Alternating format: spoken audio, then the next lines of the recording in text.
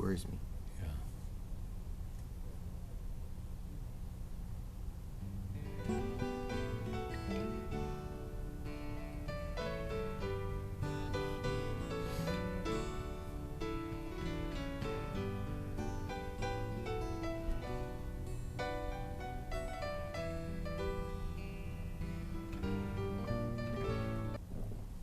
Hi, everybody, and welcome to Your City, Your County.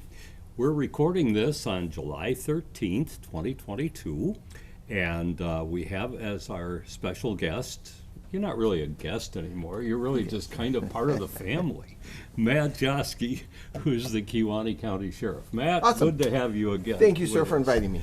I admire all the things that you do, and I read your articles, that are on the internet quite often. And it seems as though you're very busy with so many different organizations, and you're also involved too with is it the National Guard? Yes, yep. So I'm in my 6th year with Wisconsin National Guard. So yeah, still enjoying every minute of it. It's such an honor to be once again be able to be in that role. So I enjoy every minute of it. It takes me away from things every now and then, but luckily with technology as we have it today, you're never really disconnected. So even when I'm out in the field or off at training, it never ceases that I'll be able to put back on that sheriff's hat, even if it's momentarily to help something or someone, and then move back into the guard hat. Must be kind of interesting for your guard people to go, well, he's the sheriff and he's working with us here. They've been very understanding and providing a great deal of flexibility, because there are times where an emergency pops up and I need to be drawn in a different direction. So they've just been wonderful, and I can't say enough about them. That's great. And I also, I'm not just giving you compliments, in case I get arrested or for any speeding or something, but, it seems like you do so many things, and you have a philosophy on things, which is really good. It really, I think that overall, that giving back, people don't realize the benefit, the mental and physiological benefit you get from helping others. I think that's really an underestimated potential, and too often think, oh, it's such a sacrifice, or it's going to take up my time. But you don't underestimate the value you derive, the good that you derive from doing good for others. It really is. It's kind of a Jedi mind trick thing where you think you're helping someone else, but in helping someone else, they're actually helping you. So it's kind of a neat thing to be involved in. I remember you saying you bought a bicycle for a child and so on. So yeah, I kind of got into that with some of the neighbor kids. I've become the pit stop. So every now and then, me and my wife will come home from supper, and there'll be a bike parked in the garage, right in front of the garage door, with a little note, Mr. Joski, the chain fell off, or Mr. Joski, the tire's flat. So yeah, I've kind of become the pit crew for the neighborhood kids, which is good. Cool. I try to teach them. I try to bring them back and say, okay, this is what I'm doing. This is how I'm going to do it, and try to teach them while I'm helping them. That's wonderful. I think so many people look at the police department and they go, or the sheriff's department, and they go, oh boy, this is something I have to be afraid of. But really, in so much that you've written and that I've talked with you and so on, you really are more of a personality that I think helps people. So. Well, absolutely. You're there when you need to be. I mean, yes, there are times that we have to hold people accountable. But more so, there's times where we have to be able to provide people empathy and compassion and help them through their troubled times. Because many times they're not bad people. They're usually really good people just making really bad choices. And again, we have to balance that, accountability, public safety with the, compassion and the human side as well. And that's that balance that we have to strike. Yeah. Well, from what I've seen, you're doing a good job. Well, thank you. Thank you. And I'm glad you're here with us today.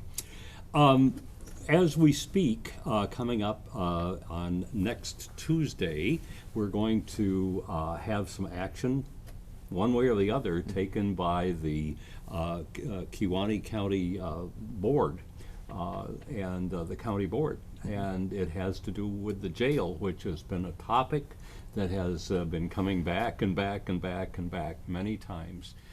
Can you kind of fill us in on where we are and what kind of decisions they're going to be making? Yep. So as you said, Bob, this is an issue that's been sort of festering for over 2 decades.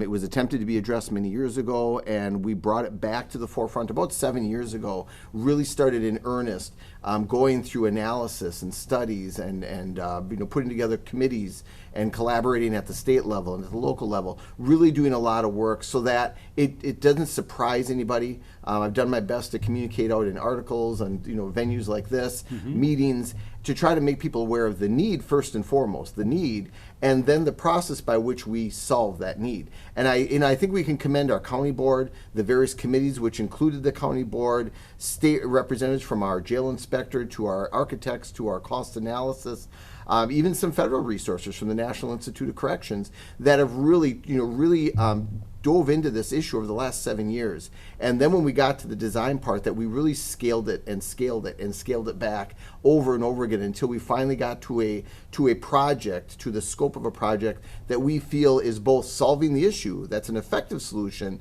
at the absolute minimal impact to the taxpayers. And that's what we owe. We owe that to our community to not only solve problems, but to do it in such a way that we minimize the impact to everyday people just trying to pay their taxes, work their jobs. And I think we can be very proud of what we arrived at here.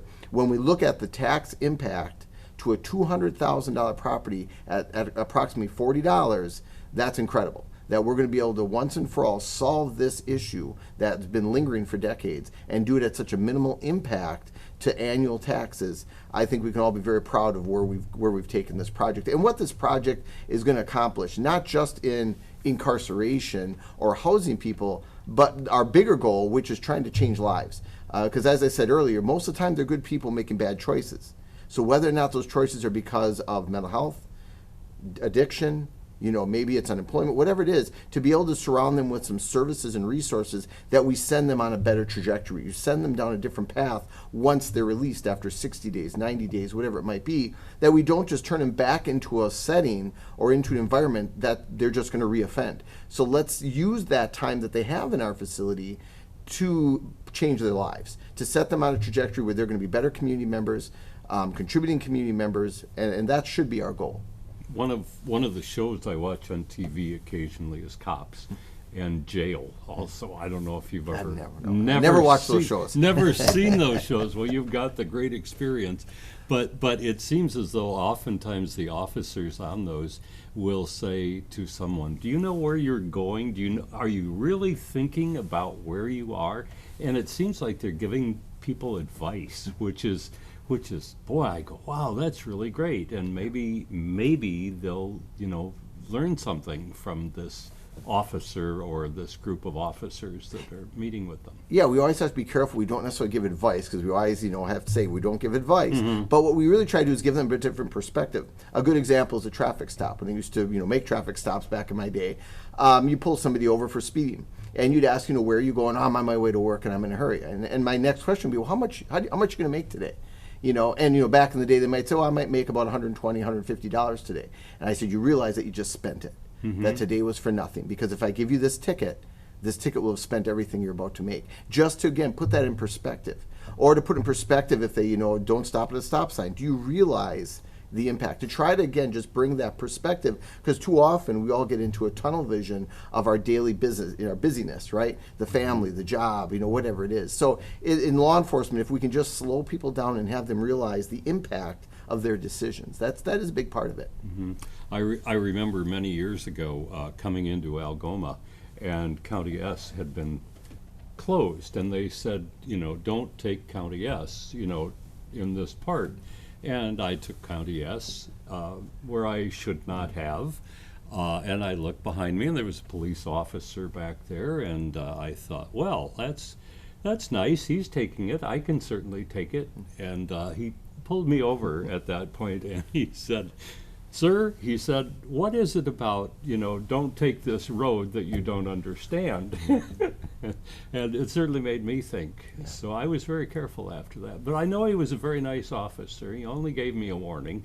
So I'm very thankful for that. Yeah, and that's really our goal, is just to educate. So, you know, back to the jail, what's in front of them on Tuesday is the choice to either move forward, which the county board has the authority to do, and move forward with this project just as they have with the courthouse, the admin center, the highway shop. Over the years, they have done project improvements, you know, new project capital improvements.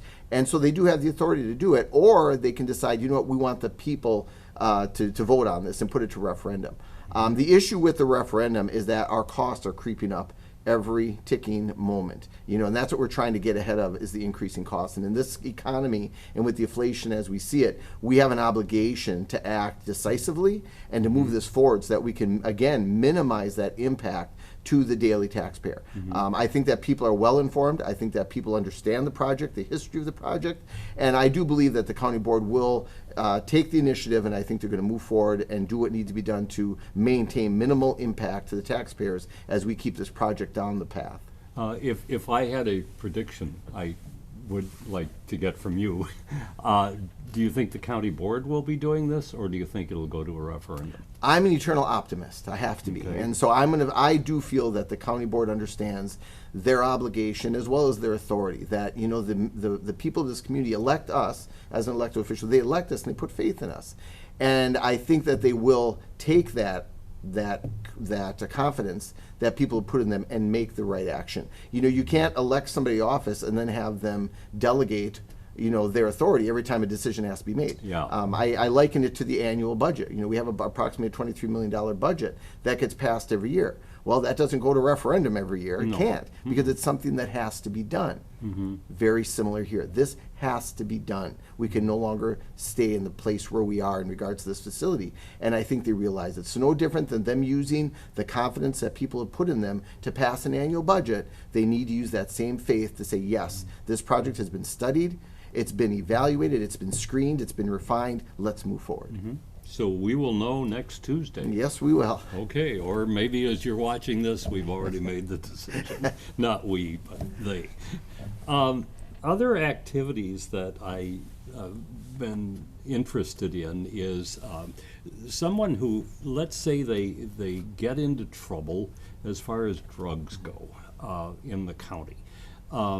I know that in the past years when I was growing up, it was, oh, they're just a druggie, you know, that's it, they're a druggie, you know, forget it, you know, we'll just throw them in the clink.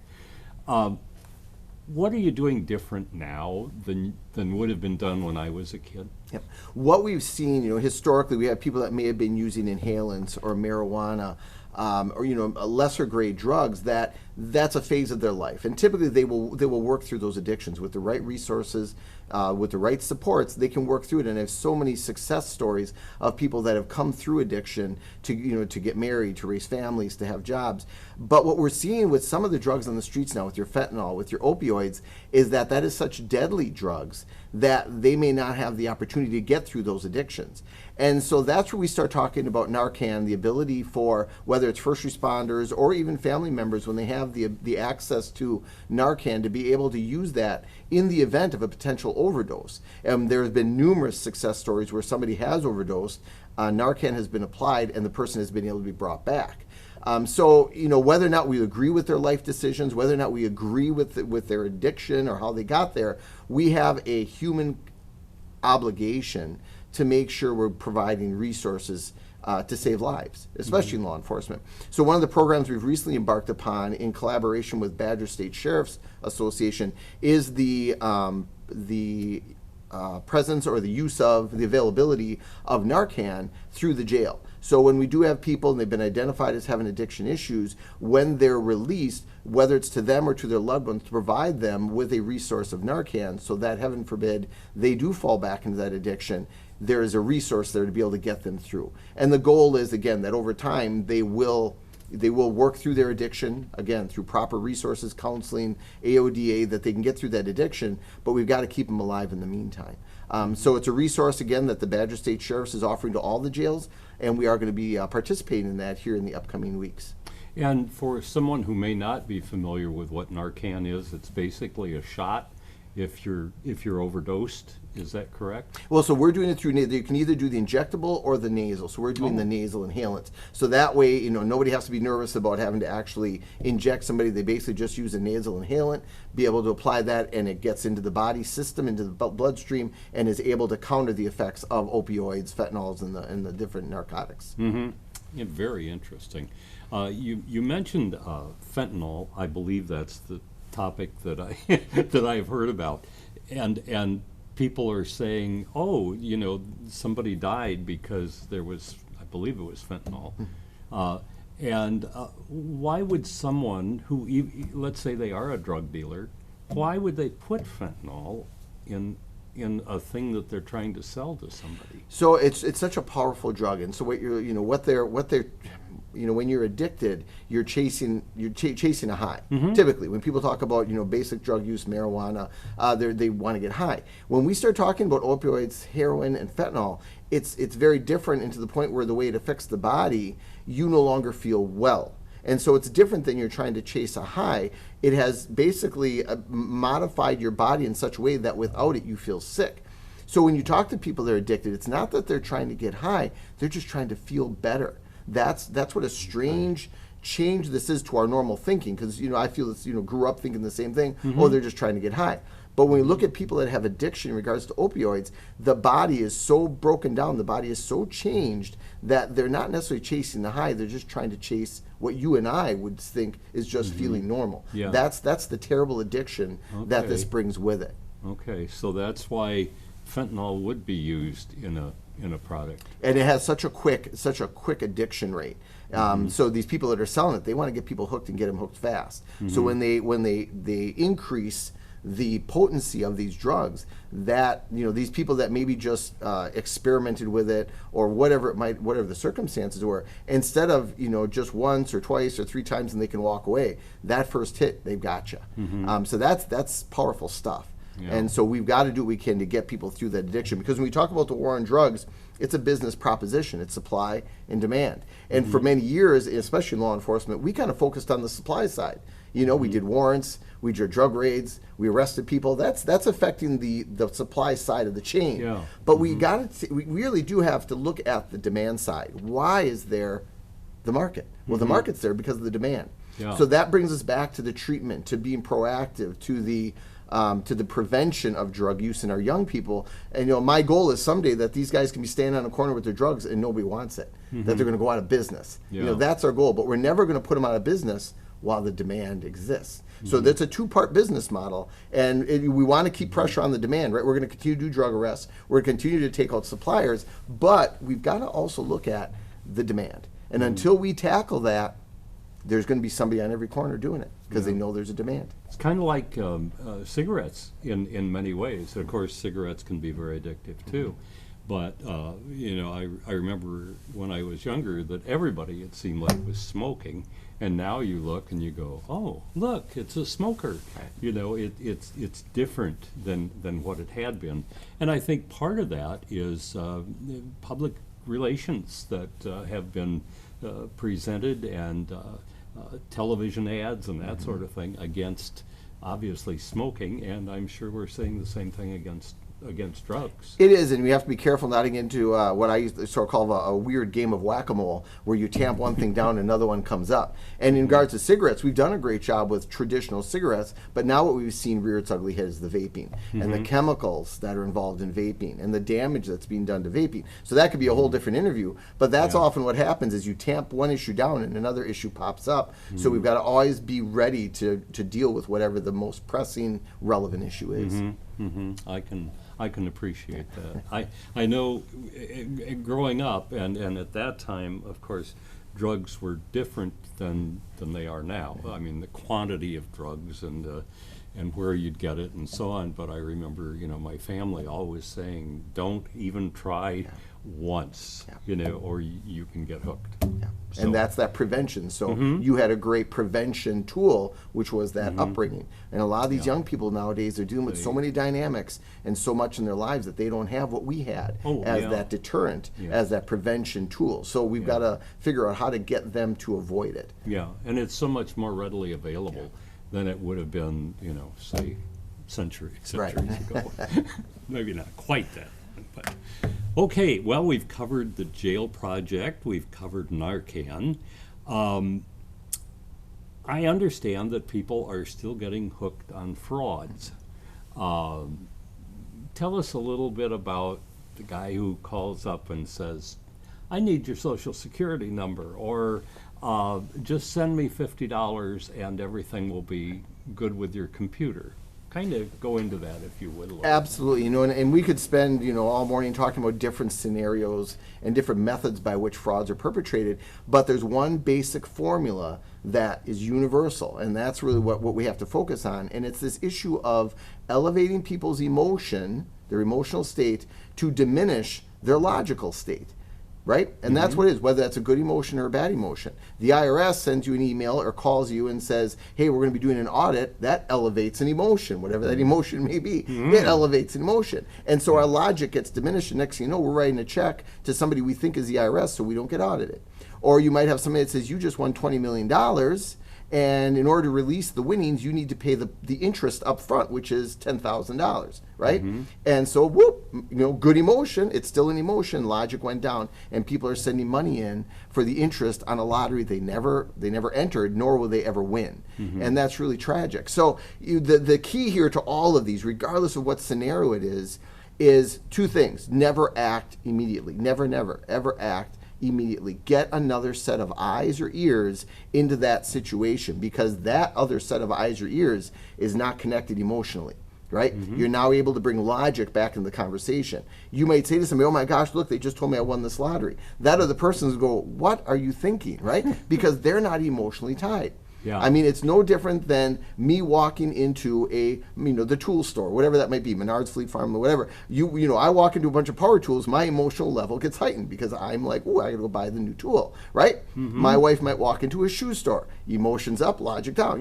It's what pulls at our heartstrings, whatever that might be. And you see it happen with people that maybe buy homes they can't afford, cars they can't afford, and even it spills over into relationships. They meet somebody, and maybe that somebody looks really good, or they put on a really good front, right? And so the emotions got elevated, and rather than taking their time and finding out more, they maybe went farther than they should have, whether it's in that purchase or in that relationship. So in all of these things, time is on our side. Slow it down, tap the brakes, and say, hold on a second, who are you again? What organization? Is there another point of contact? Slow it down. Take that emotion and put it in the back seat and get logic back in the front seat. Because that's what they're doing. That's their MO. That's how they get people to fall for these, is they get logic, or they get emotion into the front seat, logic gets put in the back seat, and we're off to the races.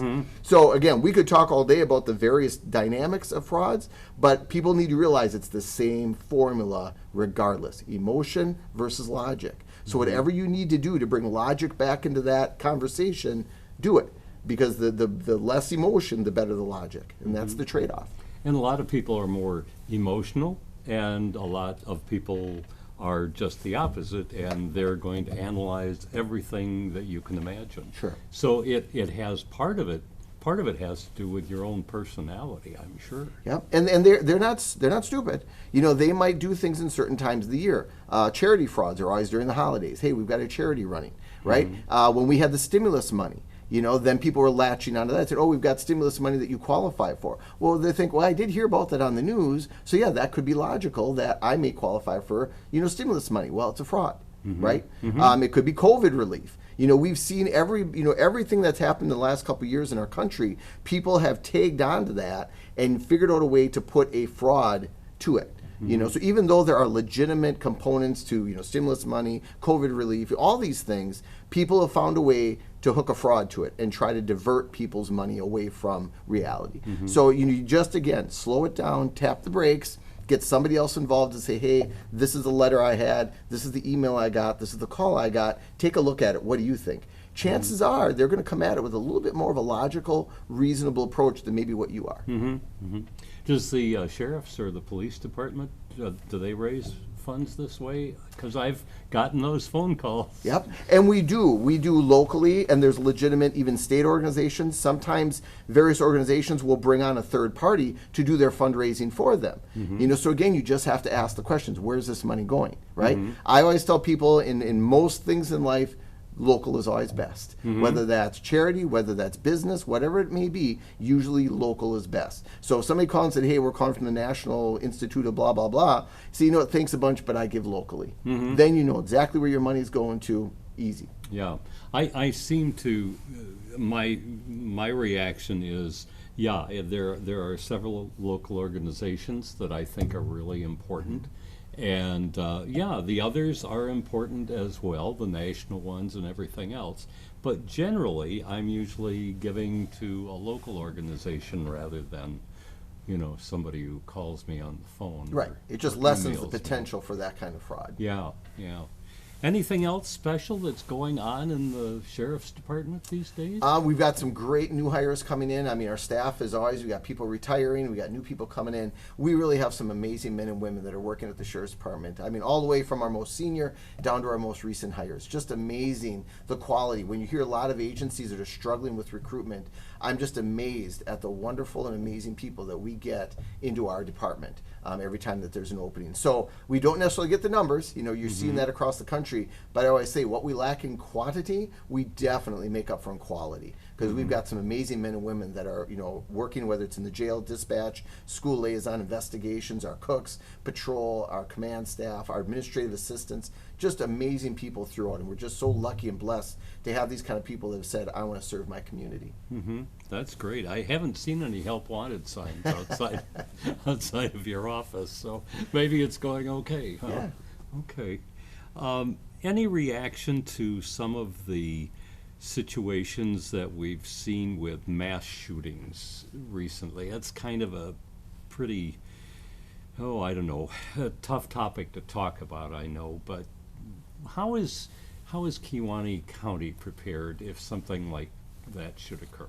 I really am confident that we're prepared very well. Myself and my chief deputy a few years ago went to what's called alert training held by the FBI. So we went through that initially, and since then we've actually sent a number of our trainers through that one so that we can incorporate those best practices as put forth by the alert training national standards through the FBI and how we respond. And I mean, I just yesterday read the debrief coming out of Uvalde, and it's heartbreaking. It's heartbreaking, and I hesitate to second guess anyone put in that situation.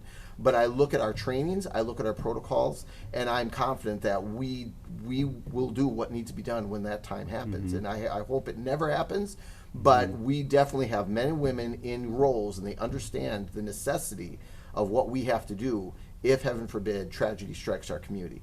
So whether it's all the way from the sheriff down to the most recent hire, we all understand our obligation. And for the, when we look at the job we get to do in this community, 99.9% of the time, it's amazing. It's fulfilling. You're dealing with great people, but there's that 1% chance that you're going to get called to a very high risk situation, and each one of us has to know, without a doubt, we're going in. Yeah. And so that the lessons we're learning from Uvalde, they're heartbreaking, but we have to learn lessons. We have to be able to at least take something away from that and say we will never let whatever the shortcomings, the failures, we cannot let that ever happen again. And that's going to be corrected through training. Training, and more training. We just did our trainings at each one of the school districts. We utilize their facilities. We work with them as far as role playing. We collaborate with fire and EMS as far as response. I really do think that in Kewaunee County, our response protocols are fine-tuned, they're honed, and I'm confident in each and every one of the men and women that serve this community that we are going to do what has to be done if and when that moment ever comes. So your reaction is, if something happens, we've got to get in there and we've got to take care of the situation. Yep, so there's three priorities. When you deal with an active shooter situation, the first is stop the killing. Stop the killing, whatever that means. That means if I have to run through a hail of bullets, I run through a hail of bullets because I will stop the killing. Once we do that, we stop the dying. So that's why we all have our own trauma kits. We have tourniquets, different medical equipment that we carry as law enforcement because we're in there already. So we take that with us in that initial response. We do the first thing, go right to stop the dying, and then treat the wounded. Get those wounded out of there, get them to a higher level of care. But those need to happen, and they need to happen quickly. So this idea, what happened, where all of a sudden they stop, you don't stop. You never stop because you lose the initiative, you lose the inertia. You've got to push it. You have to drive forward and right into that threat until you eliminate the threat. Yeah, even if you're risking your life. And that's you have to. Yeah. That's what the badge is for. That's what they pay us to do. Pay us the big bucks, right? Absolutely. And again, in Kewaunee County, and I know we work with all the local police departments as well, and I'm confident that every one of those men and women understand what is asked of them when that time comes. Okay. Matt, we have gone through a half an hour. It seems like about 2 minutes, but it has been a real pleasure. Thank you, once sir. again. Thank you. We've been speaking with Matt Joski, who is the Kewaunee County Sheriff, and we hope that you will join us once again when it's time for Your City, Your County. This has been the July 13th edition, and we look forward to seeing you next time. So thanks again, everybody, and have a great day and enjoy the summer. Bye-bye.